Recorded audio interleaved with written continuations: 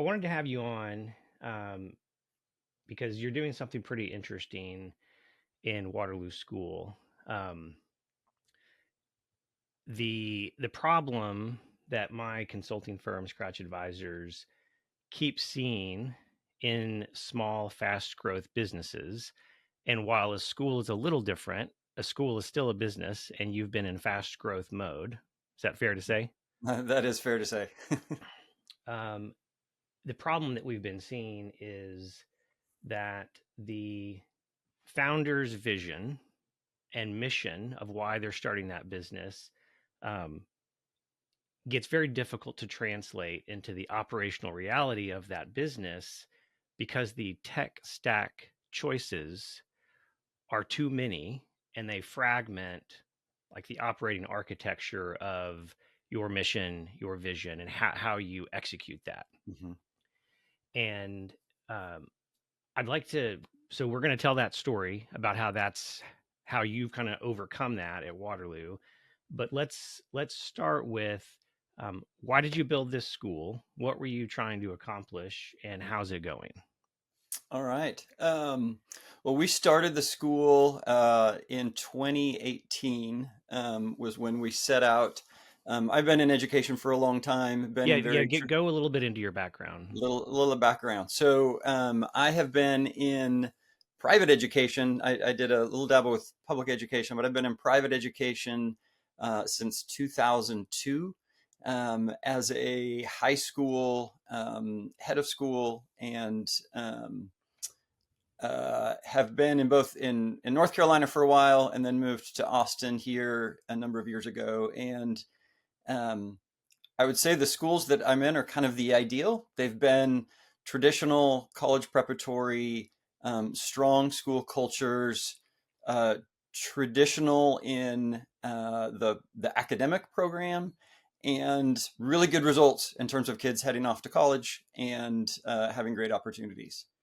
That said, the genesis of the pain point that has led to Waterloo was realizing it's two very different things to be successful in sending kids to college and the skills and mindsets that those students need to have actually correlating to success and preparation for not just college, that's actually the easy part, but going to college with a purpose and leaving college with a mindset and a preparation and realizing there's been a lot of forces and things that have changed. School looks pretty much the way that it has looked, certainly when you and I were in high school, and probably our parents as well. The programs, the structures, the formats, there's a set of assumptions with it.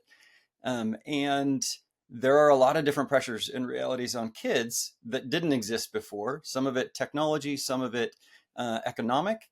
And simply put, we've been doing school the same way, and kids have been having to absorb that. And so, as we set out to say, what would it really look like to have a school that helps students be as mature and as capable and as resilient and as prepared for life as an 18-year-old possibly could be? And then what would we design to do that? And we kind of started down a set of questions that made us question and undermine everything we were doing and realizing there's not a lot of good reasons for school to look the way that it does, except that everybody does it that way. So let's keep doing it.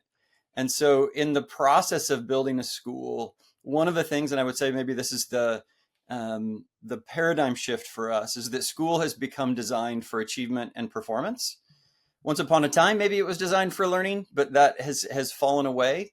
And if we instead switch that and say we're going to design it for growth, knowing that if you have healthy soil and make sure that things can grow in it well, you're going to have good results and achievement.